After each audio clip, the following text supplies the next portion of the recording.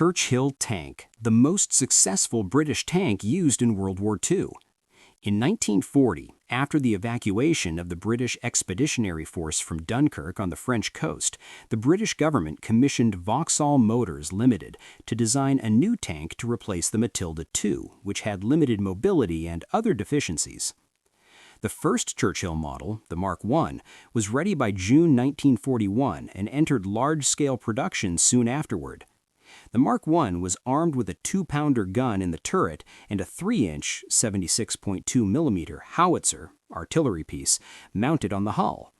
Like subsequent Churchill models, the Mark I had good speed and turning ability, a robust suspension system, heavy armor plating, and a low silhouette. In the Mark II model, the 3-inch howitzer on the hull was replaced by a machine gun. From the time they entered service in mid-1942, the Mark I and II tended to be outgunned by German panzers, tanks, but their ability to climb hills served them well in the closing phases of the North African campaign.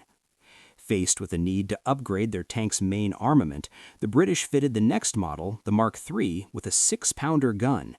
Even this gun was barely adequate by 1943 when the Mark III entered service, so later versions of this model were fitted with a 75mm (2.95-inch) gun.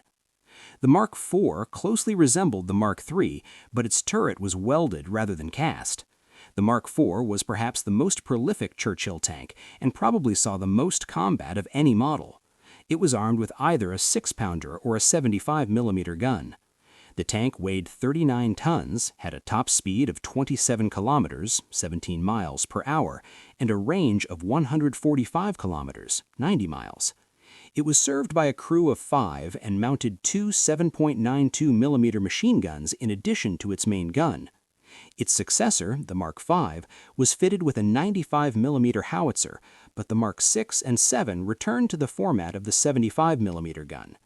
These later Churchills were still outgunned by their German counterparts, but their thick protective armor partly compensated for the inadequacy of their firepower. Churchill tanks took part in the Normandy invasion and the ensuing Allied campaign across northern France and Germany. Some were adapted to mount flamethrowers, and the rugged Churchill chassis could also be fitted with equipment for mine-sweeping, bridge-laying, and other specialized tasks. A total of 5,640 Churchill tanks were manufactured, and some remained in service with the British Army into the 1950s.